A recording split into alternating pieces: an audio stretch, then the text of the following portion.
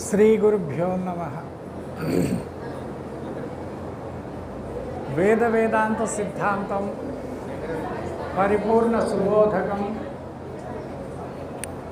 శ్రీ షేక్ బుర్హానుద్దీన్ రాజయోగి నమో నమః.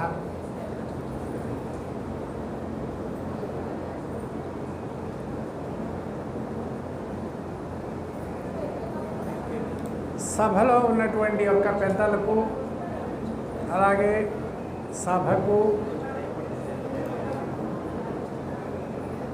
జయగురులు అర్పిస్తూ ఈరోజు ఇక్కడ జరుగుతున్నటువంటి యొక్క 26వ వార్షిక కార్యక్రమంలో మనమందరం కూడా పాల్పంచుకుంటున్నాం.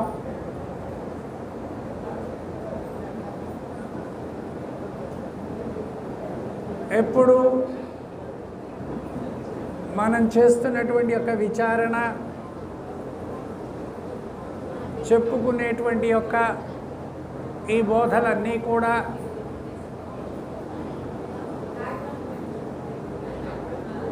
ఒకే లక్ష్య సాధనలో జరుగుతున్నటువంటివి. ఆ లక్ష్యం ఇక్కడ ఉన్నటువంటి వాళ్ళందరికీ తెలిసిందే.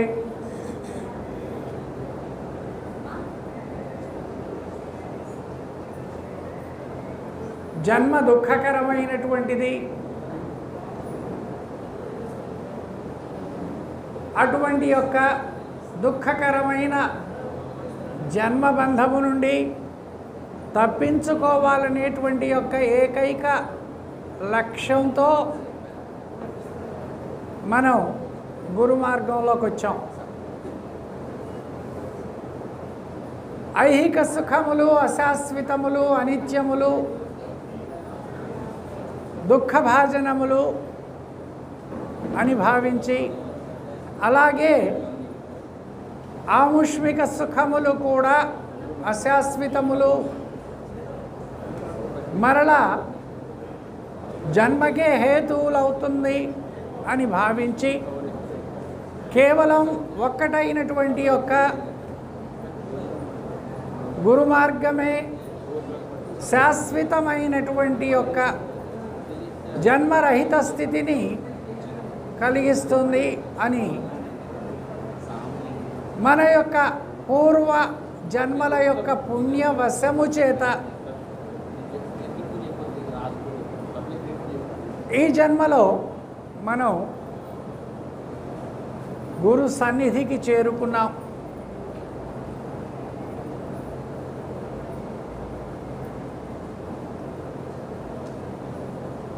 ప్రాప్య పుణ్యకృతాం లోకా నిషిత్వా శాశ్వతీ సమః శుచీనాం శ్రీమతాం గేహే యోగభ్రష్టో విజాయతే.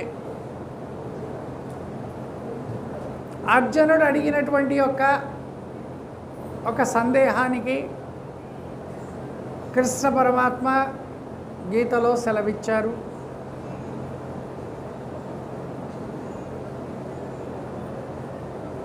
ఈ మార్గంలోకి వచ్చి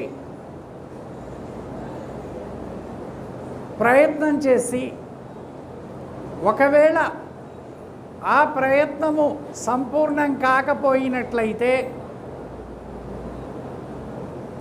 ఆ సాధకుని యొక్క గతి ఏమిటి? అతడు చేసినటువంటి యొక్క ప్రయత్నము వ్యర్థమేనా అని అడిగినటువంటి యొక్క ప్రశ్నకు సమాధానంగా అర్జున, కొంతవరకు ప్రయత్నం చేసి ఈ ప్రయత్నం చేత యోగభ్రష్టుడు అయినట్లయితే అట్టివాడు మరలా ఏ అధోలోకాలకో వెళ్ళి అక్కడ కష్టపడడు. అతడు ఉత్తమమైనటువంటి యొక్క స్వర్గాది లోకాలకే వెళ్ళి ఆ తదుపరి మరలా ఉత్తమమైనటువంటి యొక్క మానవ జన్మకే వచ్చి ఆ జన్మలో కూడా ధనవంతుల గర్భమందు బిడ్డగా పుట్టి, లేక అథవా యోగీనమేవ కులే భవతి ధీమతాం ఏతద్ధి దుర్లభతరం లోకే జన్మయాదృశ్యం, లేక జ్ఞానుల గర్భమందు బిడ్డగా పుట్టి తత్రతం బుద్ధి సంయోగం లభతే పౌరోదైహికం ఏతతే చతతో భూయ సంసిద్ధో కురునందన. ఎక్కడ నుండైతే ఆ యోగమును ఆపి అంటే భ్రష్టుడై వచ్చాడో తిరిగి మరలా అక్కడ నుండే ప్రారంభించి పూర్ణ సిద్ధిని పొందుతాడు అని అక్కడ కృష్ణ పరమాత్మ సెలవు ఇవ్వడం జరిగింది గీతాశాస్త్రంలో. అంటే మనమందరం కూడా ఒక గురు మార్గంలోకి రావడానికి పూర్వజన్మల్లోనే కొంత ప్రయత్నం చేసి ఆ ప్రయత్నం సంపూర్ణం కాకనే మరలా ఈ మానవ జన్మకొచ్చి మరలా ఈ గురుస్థానానికి చేరుకునేటువంటి యొక్క భాగ్యం కలిగింది. అంటే గత జన్మల్లోనే చేయవలసినటువంటి యొక్క పుణ్యకర్మలన్నీ సంపూర్ణం చేసుకొని ఈ జన్మకు వచ్చినటువంటి యొక్క సాధకుడు నేరుగా జ్ఞాన మార్గంలో ప్రవేశించి ఆ జ్ఞానం చేత తాను ఉద్ధరింపబడతాడు. లేదు అలా ఇంకా ఆ పుణ్యం కొంత కొరతగా ఉన్నట్లయితే దాన్ని సంపూర్ణం చేసుకోవడం కోసం ఈ జన్మకు వచ్చి కూడా ఆ చేయవలసినటువంటి యొక్క పుణ్యకర్మల్ని పూర్తి చేసుకొని మరల జ్ఞాన మార్గంలోకి ప్రవేశిస్తాడు. అంటే జ్ఞాన మార్గంలోకి ప్రవేశించాలి అని అంటే గత జన్మల్లోనే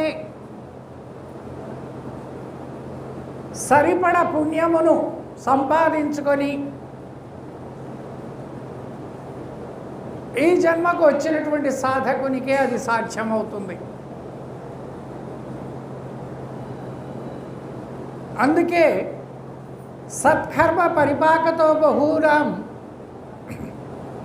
జన్మనామంతే నృణాం మోక్షేచ్చ జాయతే తథా సద్గురుమాశ్రిత్య చిరకాల సేవయా బంధాత్ మోక్షం కశ్చిత్ ప్రయచ్చతి పైంగలోపనిషత్తులో చెప్పబడింది. సత్కర్మ పరిపాకతో బహూనాం అనేక విధములైనటువంటి యొక్క సత్కర్మల్ని బహూనాం అనేకంగా చేసుకొని ఆ పుణ్యము పరిపక్వమైనప్పుడు అతనికి మోక్షం కావాలనేటువంటి ఒక కోరిక కలుగుతుంది. అందరికీ మోక్షం కావాలనే కోరిక సహజంగా కలగదు.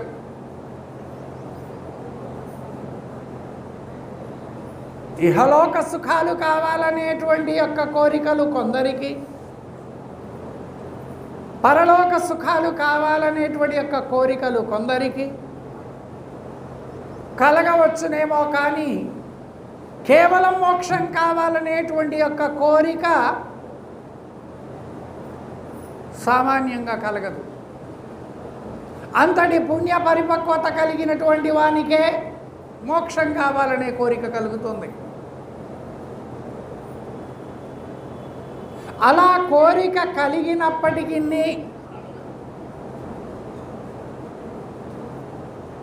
తన పుణ్య విశేషం అధికంగా ఉన్నప్పుడే అతడు సద్గురువు యొక్క ఆశ్రయములోకి చేరగలుగుతాడు. ఇక్కడ ఒక విషయం ఏం తెలుసుకోవాలి అని అంటే, గురువులు అనేకులు ఉండవచ్చు. ఏదేని తెలియని విషయాన్ని తెలియజేసినటువంటి వారందరూ గురువులే. ప్రకృతి జ్ఞానాన్ని బోధించడం వల్ల తల్లి గురువు అవుతుంది. అలాగే విద్యాభ్యాసము చెప్పినటువంటి వారు వాళ్ళు కూడా గురువులే అవుతారు. సత్కర్మల్ని చేయించేటువంటి యొక్క పండితులు వారు గురువులే అవుతారు. ఒక మంత్రాన్నో ఒక మార్గాన్నో చూపించినటువంటి వారు కూడా గురువులే అవుతారు. కానీ ఇక్కడ సద్గురువు అనేటువంటి యొక్క పదాన్ని ఇక్కడ ఈ ఉపనిషత్తుల్లో వాడడానికి ఒక ప్రత్యేకమైన ప్రాధాన్యత ఉంది. సత్ ప్లస్ గురువు. సత్ అనేటువంటి యొక్క పదానికి ఏ వస్తువు చేత బాధింపబడక, అంటే చలి ఎండ వానలకు నలయక, అస్త్ర శస్త్రముల చేత ఛేదించబడక, తనకు తాను ప్రకాశించుతూ, అంటే తాను ప్రకాశించడానికి ఏ ఇతరము యొక్క సహాయం అవసరం లేదు. అంటే ఏ సూర్య చంద్ర నక్షత్రాదుల యొక్క సహాయం కానీ, ఏ ఇతర దేవతల యొక్క సహాయం కానీ అవసరం లేకుండా తనకు తానే ప్రకాశించుతూ సర్వమును ప్రకాశింపచేసేటువంటి యొక్క ఏదైతే ఉందో అది సత్తు. ఏ వస్తువు చేత బాధించబడక తనకు తాను ప్రకాశిస్తూ సర్వమును ప్రకాశింపజేసేటువంటిదే సత్తు. అంటే ఈ సమస్త సృష్టికి ఆది అయినటువంటి యొక్క పరమాత్మయే సత్తుగా పిలువబడుతున్నాడు. అట్టి పరమాత్మ స్వరూపాన్ని ప్రత్యక్షముగా ఎరింగి తన్నాశ్రయించినటువంటి యొక్క సాధకులకు ఆ పరమాత్మ స్వరూపాన్ని ప్రత్యక్షంగా గావించినటువంటి వారే సద్గురువులు.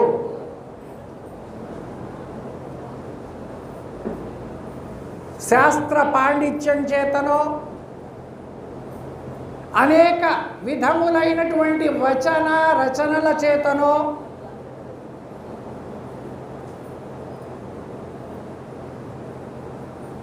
బోధించేటువంటి యొక్క వాచా వేదాంతుల వల్ల కాదు. వాళ్ళు ఎవరూ కూడా సద్గురు అని పిలువబడరు. అట్టి సద్గురుని యొక్క ఆశ్రయం లభించడం అంటే మానవ జన్మకు రావడమే విశేషం అనుకుంటే, ఆ మానవ జన్మలో మోక్షము కావాలనే కోరిక కలగడం అంతకంటే విశేషం అనుకుంటే, ఆ మోక్షం కావాలనేటువంటి యొక్క కోరిక కలిగినప్పటికీ ఆ మోక్షమునకు కావాల్సినటువంటి యొక్క విశేషమైనటువంటి ఏ జ్ఞానమైతే ఉందో ఆ జ్ఞానాన్ని ప్రత్యక్షంగా లక్ష్యార్థంగా బోధించేటువంటి యొక్క గురువు దొరకడం అంతకంటే విశేషం.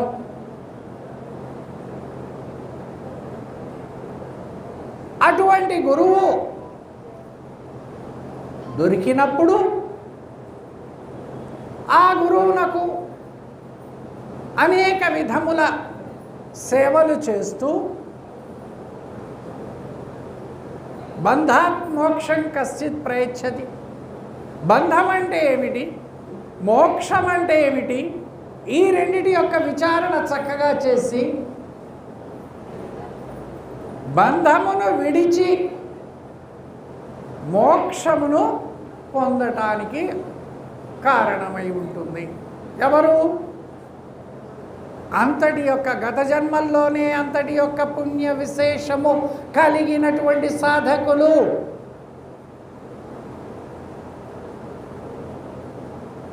వాళ్లకు మాత్రమే అది సాధ్యమవుతుంది అని అక్కడ ఉపనిషత్తు చెప్పడం జరిగింది. అలాంటి ఏకైక లక్ష్యము అయినటువంటి యొక్క మోక్షము కావాలనుకున్నటువంటి యొక్క సాధకునకు అనిత్యములైన అశాశ్వతములైనటువంటి యొక్క ఐహిక సుఖముల యందు కానీ, అలాగే అనిత్యమై అశాశ్వతమైనటువంటి యొక్క స్వర్గాది భోగ సుఖముల యందు కానీ ఇచ్చలేనటువంటి వారై, నేను ఈ జన్మకొచ్చింది ఏ విధంగానైనా ఏ ప్రయత్నం చేతనైనా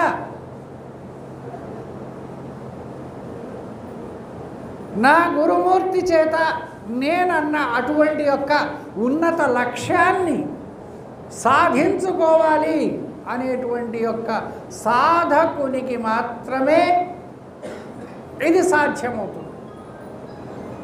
ఈ జ్ఞాన మార్గం సాధ్యమవుతుంది.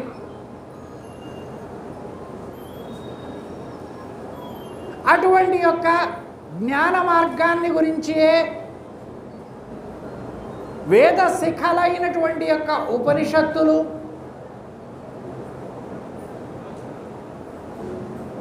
అలాగే భగవద్గీత,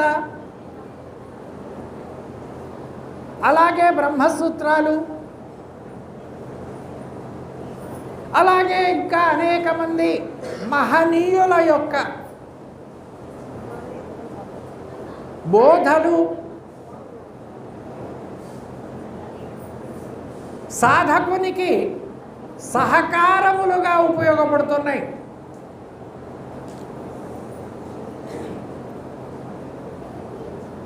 గురువాక్యమే ప్రధానమైనటువంటిది. గురువాక్యమే వేదము, గురువాక్యమే శాస్త్రము, గురువాక్యమే సర్వము. కానీ అట్టి గురువాక్యమునందు ఏదేని సందేహము కలుగుతుందేమోనని, ఆ సందేహము కలగకుండా నివృత్తి కోసమై శాస్త్రము యొక్క సహకారం కావాల్సి వచ్చింది. లేకపోతే శాస్త్రముతో కూడా సాధకునికి పని లేదు.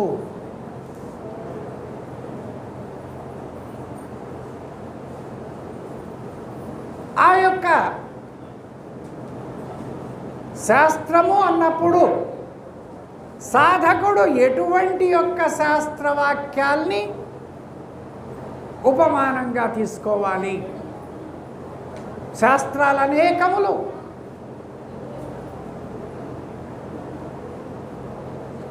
కానీ తన జ్ఞానమునకు దోహదపడేటువంటిది, తన జ్ఞాన లక్ష్యాన్ని నేరుగా బోధించేటువంటి యొక్క ఏ శాస్త్రాలైతే ఉన్నాయో వాటినే ఉపమానములుగా తీసుకోవాలి. మొట్టమొదటగా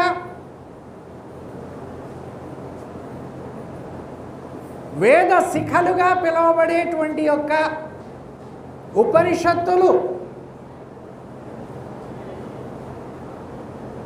ప్రధానంగా బ్రహ్మజ్ఞానాన్ని గురించి బోధించినటువంటివి.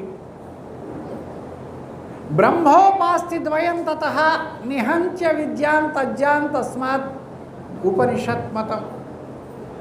బ్రహ్మజ్ఞానమును గురించి వేదములయందు చిట్ట చివరగా కడపట ఆ బ్రహ్మజ్ఞానాన్ని బోధించినటువంటివి ఉపనిషత్తులు. అందుకే వాటినే వేదాంతములు అంటారు. ఉపనిషత్తుల్నే వేదాంతములు అంటారు. అన్ని వేదాంతం కాదు. ప్రతి వారు కూడా వాడుకునేటువంటి యొక్క పర్యాయపదంగా ఉపమానంగా వాడుకునే వేదాంతం, ఎవరన్నా ఏదన్నా చెప్తూ ఉంటే ఆ వేదాంతం చాలా చెప్పావులేపో అంటారు చూడండి, ఆ వేదాంతం కాదు. బ్రహ్మజ్ఞానమును గురించి దృఢముగా బోధించినటువంటిదే వేదాంతం. అంటే వేదము యొక్క అంతం. వేదము కేవలం బ్రహ్మజ్ఞానాన్ని గురించే చెప్పలేదు. మనుజునకు కావలసినటువంటి సమస్త ధర్మ కర్మములు అన్ని విషయములను గురించి, ఐహిక సుఖ సంపత్తి కోసమై కావలసినటువంటి యొక్క విషయములే కానీ, లేక ఆముష్మిక సుఖముల కోసం, పరలోక సుఖముల కోసం కావలసినటువంటి యొక్క కర్మ మార్గములను గురించి కానీ, అన్నిటిని గురించి వేదం చెప్పింది. వేదం ఎలాంటిది అని అంటే సముద్రం లాంటిది. అందులో ఎవరికి కావలసినటువంటిది వాళ్ళకి అక్కడ దొరుకుతుంది. సముద్ర స్నానానికి వెళితే పుణ్యం దొరుకుతుంది. ఆ ఉప్పు నీటితో స్నానం చేయడం వల్ల శరీరానికి కలిగినటువంటి యొక్క చీడలో పీడలో అవి తొలగిపోతాయి. అలాగే గవ్వల కోసం వెళ్ళే వాళ్లకు గవ్వలు దొరుకుతాయి. ఔషధాల కోసం వెళ్ళే వాళ్లకు ఔషధం దొరుకుతుంది. చేపల కోసం వెళ్ళే వాళ్లకు చేపలు దొరుకుతాయి. అలాగే ముత్యాల కోసం వెళ్ళే వాళ్ళకి ముత్యములు కూడా ఆ సముద్రంలోనే దొరుకుతాయి. ఎవరెవరు ఏ కోరికతో ప్రయత్నం చేస్తారో వారికి ఆ కోరికలు నెరవేరుతాయి. అందుకే వేదోఖిలం ధర్మమూలం అన్నారు. వేదము అఖిల ధర్మాలకు కూడా మూలమైనటువంటివి. అలాగే అట్టి వేదముల యందు కర్మభక్తి విషయాలే కాకుండా జ్ఞానము, అలాగే జ్ఞానాతీతమైనటువంటి యొక్క అచల భావానికి కావలసినటువంటి యొక్క మూల సూత్రాలు కూడా వేదముల యందే చెప్పబడినాయి. అందుకే ప్రతివారు కూడా వేదములనే ఉపమానంగా తీసుకుంటూ ఉంటారు. వైద్యం చేసేటువంటి యొక్క ఆ ఆయుర్వేద డాక్టర్లు కూడా నేను తీసుకున్నది ఆ వేదాల్లో చెప్పినటువంటి యొక్క విధానమే. అలాగే మనం నిత్యం కూడా చేసుకునేటువంటి యొక్క జపతపములు, యజ్ఞయాగములు, క్రతువులు, వ్రతములు, దానములు, తపస్సులు, తీర్థయాత్రలు, సేవను, వీటన్నిటికీ కావలసినటువంటి యొక్క విధానాలు కూడా వేదములే మనకు తెలియజేసిన. దాంట్లో నుంచి వాళ్ళు తీసుకునేటువంటి యొక్క ఉపమానాల్ని వాళ్ళు తీసుకుంటారు. అలాగే యోగ శాస్త్రాన్ని గురించో, ధ్యానాన్ని గురించో, ధారణాలని గురించో, ముద్రలని గురించో, వీటన్నిటిని గురించి తీసుకునే వాళ్లకు మూల సూత్రాలు అందులోనే దొరుకుతాయి.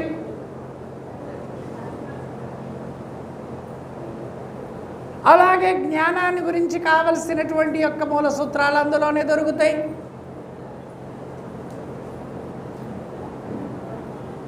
అలాగే జ్ఞానాతీతమైనటువంటి యొక్క అచల పరిపూర్ణ భావాన్ని కూడా సూచించినటువంటి యొక్క సూత్రాలు వేదాల్లోనే దొరుకుతాయి.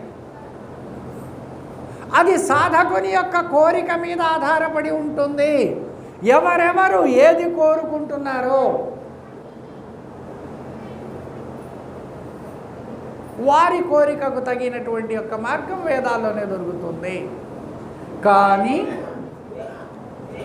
మనమందరం గురు మార్గంలోకి వచ్చింది అలాంటి యొక్క ఐహిక ఆముష్మిక మార్గాల కోసం కాదు, కేవలం జన్మరహితం కోసమై. సాధకునిలో ఈ లక్ష్యం దృఢంగా ఉండాలి. నేను జన్మకొచ్చింది, ఈ జన్మలో గురు మార్గంలోకి వచ్చింది, గురుపాదం పట్టింది, కేవలం నేను జన్మరహితం కోసమే, నిజమోక్షం కోసమే, అంతకు తప్ప ఇతరమైనటువంటి యొక్క అల్పములై అశాశ్వతములై దుఃఖమిశ్రితములైనటువంటి యొక్క సుఖముల కోసం కాదు, మరలా జన్మల పరంపరలలో మునిగి తేలడం కోసం కాదు అనేటువంటి యొక్క లక్ష్యాన్ని ఎప్పుడూ కూడా మనస్సులో అనుక్షణం అది గుర్తులో ఉంచుకోవాలి. అటువంటి సాధకుడే ఈ ఉత్తమమైనటువంటి యొక్క ఫలితాన్ని ఈ జన్మలోనే పొంది సాధించి ఈ జన్మలోనే జన్మరహితుడవుతాడు. జన్మరహితం అనేటువంటిది, మోక్షం అనేటువంటిది చచ్చిన తరువాత పొందబడేటువంటి యొక్క స్థితి కాదు. తాను కేవలం జీవించి ఉన్నటువంటి సమయంలోనే గురు సన్నిధానంలో పొందబడేటువంటి యొక్క ఏకైక స్థితి అది.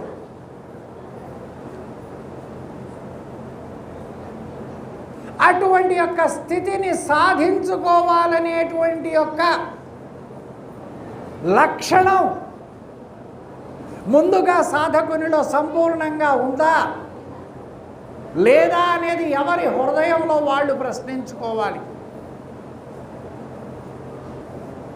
అందుకే భాగవత కృష్ణ ప్రభువుల వారు కూడా గ్రంథ ప్రారంభంలో మొట్టమొదటి కందార్థం, జనులార జనన మరణములను ద్రోణగందోయచారు లక్షణయుతమై. ఎటువంటి లక్షణం కావాలి? ఈ జనన మరణముల నుండి తప్పించుకోవాలనేటువంటి యొక్క లక్షణయుతులై ఉండాలి. వారికే నేను వినాలన్న వాళ్ళకి వినిపిస్తాను, కనాలన్న వానికి చూపిస్తాను. అందరికీ కాదు. అదే శంకరాచార్యుల వారు కూడా ఏమంటారంటే, అతో విముక్త్యై ప్రయతేతి విద్వాన్. ఎవరైతే అమ్మ తాగిన దృష్టి ఇటు పెట్టండి,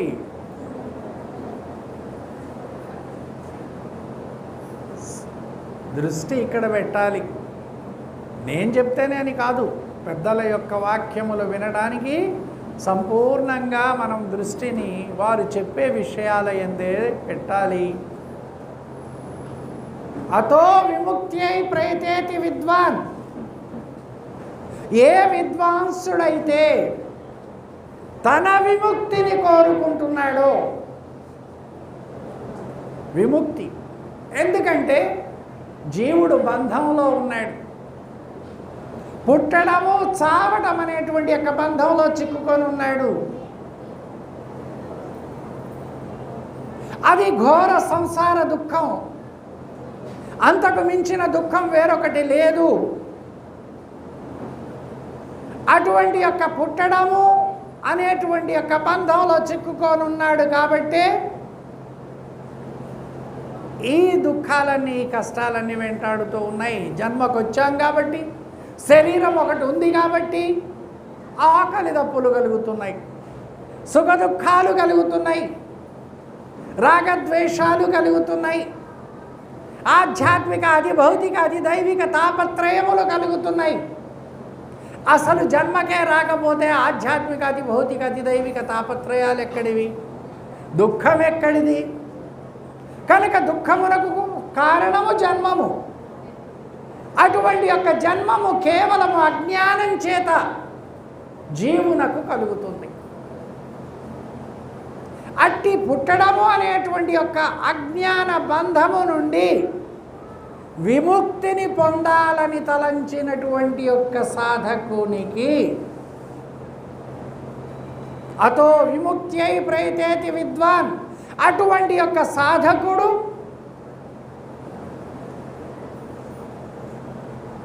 మంచి గురువును వెతుక్కోవాలి అన్నాడు. అతో విముక్త్యై ప్రయతేతి విద్వాన్ సన్యస్త బాహ్యార్థ సుఖస్పృహాసన్ సంతం మహాంతం సౌపేత్య దేశికం తేనోపదిష్టార్థ సమాహితాత్మ.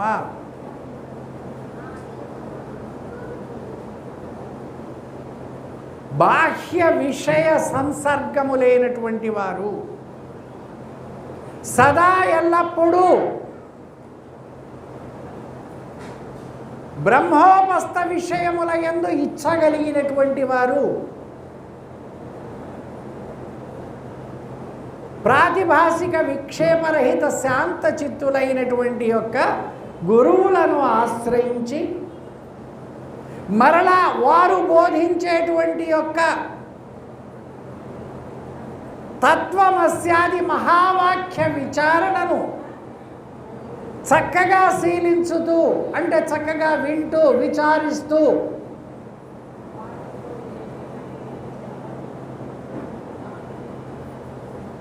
ముక్తులు కావాలి. అంటే సాధకుని యొక్క లక్ష్యం ఏం కావాలి? నాకు ఏ కోరిక లేదు, నాకు ఏది అవసరం లేదు, కేవలం జన్మరహితమే కావాలి. ఆ జన్మరహితం కోసమై దోహదపడేటువంటి యొక్క మార్గమే కావాలి, విచారణే కావాలి, బోధలే కావాలి. అంటే అలా అని అన్నపానీయములొద్దు, భార్యా పిల్లలతో కూడుకున్న సంసారం వద్దు, గృహారామ క్షేత్రాదులు వద్దు అని కాదు ఇక్కడ అర్థం. ఇప్పుడు ఇక్కడికి మనమందరం వచ్చాం. అధికమైనటువంటి యొక్క ప్రాధాన్యత దేనికి ఇస్తాం? ఇక్కడికి వచ్చినటువంటి యొక్క పెద్దల వాక్యాల్ని వినాలి. అందులో మనకేమైనా సందేహాలకు సమాధానాలు దొరుకుతాయేమోనని వెతుక్కోవాలి. మనస్సు సందేహాల పుట్ట, అనేక సందేహాల్ని కలిగిస్తుంది. ఆ సందేహాలకు సమాధానాలు దొరకాలి. ఎక్కడ దొరుకుతుంది? గురువుల సన్నిధానంలో దొరుకుతుంది, పెద్దల సన్నిధానంలో దొరుకుతుంది, ఇటువంటి యొక్క సత్సాంగత్యంలో దొరుకుతుంది.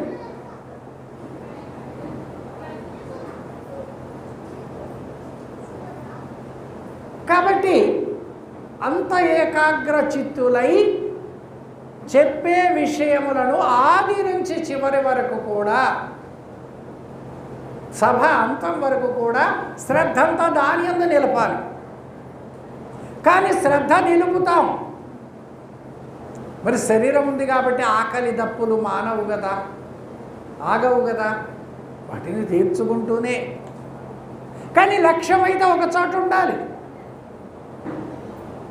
ఇప్పుడు మనం ఈ ఆశ్రమానికి రావాలని ఎక్కడి నుండో బయలుదేరాం, ఒక పల్లెటూరు నుంచో లేకపోతే ఒక టౌన్ నుంచో బయలుదేరాం. ఆశ్రమానికి వచ్చే మార్గంలో ఎన్నో ఊళ్ళు తగులుతున్నాయి, ఎన్నో జిల్లాలు తగులుతున్నాయి, మధ్యలో ఎన్నో చిత్ర విచిత్రాలు కనబడుతున్నాయి. కానీ అక్కడ ఆగిపోతామా? ఆగిపోము. ఆశ్రమానికి వచ్చే వరకు వాటినన్నిటినీ కంటితో చూసినా, చెవులతో విన్నా, ఒక్కొక్క దాన్ని వదిలేసుకుంటూ ఇక్కడ కాదు నా ఫుల్ స్టాప్, ఇక్కడ కాదు నేను ఆగవలసింది అని ఆ ఆశ్రమంలో మనం చేరుకోవాల్సిన స్థానంలోకి వచ్చే వరకు ప్రయాణం చేస్తూనే ఉంటాం. మధ్యలో కష్ట నిష్ఠూరాలు, ఆకలి దప్పులు ఎన్ని కలుగుతున్నా వాటన్నిటినీ తీర్చుకుంటూనే ఇక్కడికి చేరుకుంటాం. చేరుకోవాలనేటువంటి యొక్క ఆతృత కూడా అధికంగా ఉంటుంది. అయ్యో ఆలస్యం అవుతుందేమో, ఆలస్యమైతే నేను వినేటువంటి యొక్క కొన్ని మాటలు కోల్పోతానేమో, కొన్ని కార్యక్రమాల్లో పాల్గొనకుండా అవుతానేమో అని ఆరాటంతోనే వస్తాం. జన్మరహితం కావాలనుకునేటువంటి యొక్క సాధకునికి కూడా అలాంటి ఆరాటం ఉండాలి. మన ప్రయాణంలో అనేకమైనటువంటి యొక్క సుఖములు దుఃఖములు ప్రాప్తిస్తూనే ఉంటాయి. కానీ వాటన్నిటినీ కూడా కర్మానుభవంగా, గత జన్మ కర్మఫలములుగా ఈ శరీరంతో అనుభవించడానికి జీవుడు తెచ్చుకున్నటువంటి కర్మఫలాలని భావించి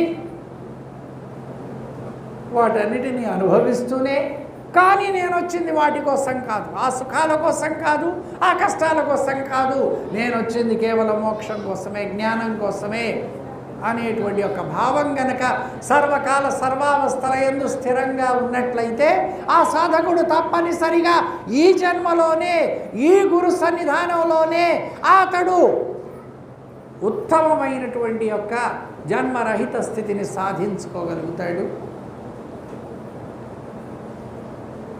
ఇంకా సమయం వినియోగించుకోవడానికి చాలా సభ జరగవలసి వచ్చింది. అనేక మంది పెద్దలు ఉపన్యసించవలసినటువంటి ఒక అవసరం ఉంది. కాబట్టి నాకు దొరికినటువంటి ఒక ఈ అవకాశాన్ని నాకు ఇక్కడ మీరందరూ కృష్ణమూర్తితో సహా ఇక్కడున్న పెద్దలందరూ భక్తులందరూ కూడా ఇచ్చినటువంటి అవకాశానికి ధన్యవాదాలు తెలియజేస్తూ జై సద్గురు మహారాజుకు అందరికీ జై గురు. మరిన్ని ఆధ్యాత్మిక రహస్యాల కోసం అచల బోధ, ఆత్మబోధ, భగవద్గీత, అలాగే పండుగల్లో దాగిన అర్థాలు, అంతరార్థాల కోసం మరియు యోగము, ధ్యానము మొదలైన అనేక ఆధ్యాత్మిక తెలుగు ప్రవచనాల కోసం క్రింద ఉన్నటువంటి రెడ్ కలర్ సబ్స్క్రైబ్ బటన్ను క్లిక్ చేయండి. అలాగే ప్రక్కనే ఉన్నటువంటి గంట సింబల్ను నొక్కండి. అలాగే ఈ వీడియో మీకు నచ్చినట్లయితే లైక్ చేయండి మరియు షేర్ చేయండి. జై గురు.